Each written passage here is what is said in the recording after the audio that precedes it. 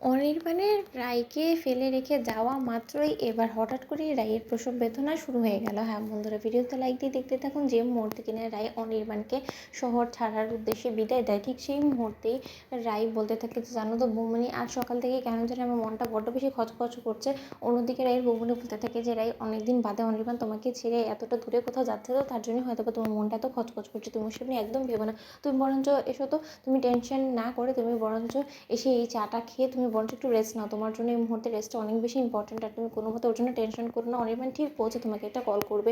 অন্যদিকে কথা বলা মাত্রই যখন প্রান্তের দলের সদস্যরা বলতে থাকে যে আমাদের কাছে খবর দিয়েছে যে সেই মালটা বেরিয়েছে এবং সে শহর থেকে অন্য কোথাও অনেকটা দূরে উদ্দেশ্যে রওনা হয়েছে এবং সে সেখানে কাজের উদ্দেশ্যেই যাচ্ছে, তার সঙ্গে একটা ম্যানেজারও আছে।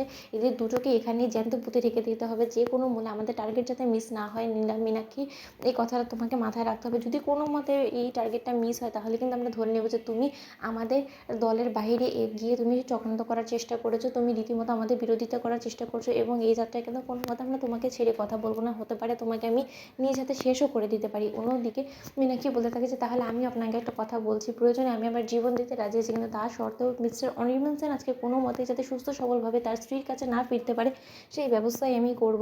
অন্যদিকে কান্ত বলতে থাকে যে নিজের মনের মধ্যকার এই প্রতিশোধের আগুনটাকে দাও দাও করে আরও বেশি জ্বালিয়ে দাও মীনাক্ষী, তাতে করে তোমার টার্গেটটা কোনো মতে মিস হবে না এবং তোমার টার্গেটটা এক্স্যাক্ট পয়েন্টে যেতে সাহায্য করবে। ঠিক সেই মুহূর্তে মীনাক্ষী বলতে থাকে যে রাই দিদিভাই, কবে যে তোকে বিধবা বেশি আমি দেখবো, তার জন্য আমার আর যেন তর্স হয়েছে না, কখন যে তোর স্বামী আমার হাতে আসবে এবং তোর স্বামীকে আমি রীতিমতো গুলি করে তার বুক ঝাঁঝরা করে দিব, আমার আর তর্স হয়েছে না। অন্যদিকে যখন রাই অনেকটা সময় বের হওয়ার পর অনির্বাণকে ফোন করে এবং বলতে থাকে যে অনির্বাণ তুমি কোথায় আছো। অন্যদিকে অনির্বাণ বলতে থাকে যে রাই, তুমি শুধু শুধু আমাকে নিয়ে দুশ্চিন্তা করছো, আমার সঙ্গে তো ম্যানেজার বাবুকে তুমি সঙ্গে করে দিয়েই দিয়েছো, ম্যানেজার বাবু আমার সঙ্গেই আছে, তুমি আমাকে নিয়ে টেনশন করো না, আমি একদম ভালো আছি। আমি এই তো অনেকটা পথ অতিক্রম করে ফেলেছি, আর কিছুক্ষণের মধ্যেই হয়তো বা আমি আমার কাজের জায়গায় পৌঁছে যাবো। তোমার কি অবস্থা বলো তো। অন্যদিকে রাই বলতে থাকে যে আর আমার কি, ওই যেরকমটা রেখে গিয়েছো সেরকমভাবেই আছি।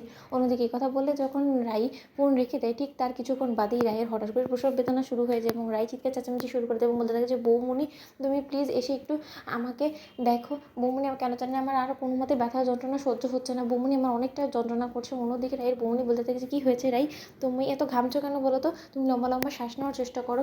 অন্যদিকে রায়ের বৌমনি বলতে থাকে যে মা, রায়ের সিমটমস দেখে তো এটাই মনে হচ্ছে যে হয়তো বা রায়কে এক্ষুনি হসপিটালাইজ করতে হবে, কারণ রায়ের হয়তো বা প্রসব বেদনা শুরু হয়ে গেছে। অন্যদিকে রায়ের মা বলতে থাকে যে সেটার বলতে মিষ্টি, তুমি নিজেও তো মা হয়েছো, তুমি নিশ্চয়ই বুঝতেই পারছো যে ওকে আর কোনো মতে বাড়িতে রাখাটা সেফ হবে না। তুমি বরঞ্চ এক্ষুনি স্রোতকে একবার ফোন করো, আমরা বরঞ্চ ওকে যত শীঘ্র সম্ভব হসপিটালে নিয়ে যাই। তুমি বিক্রমকে ডাকো, আমি এদিকে রাইকে দেখছি। অন্যদিকে বিক্রমকে ডাকা মাত্র রাইকে নিয়ে হসপিটালে ছুটতে হয় রায়ের বৌমনিকে। তো বন্ধুরা, ভিডিওটি ভালো লাগলে লাইক শেয়ার করে সাবস্ক্রাইব করতে ভুলো না।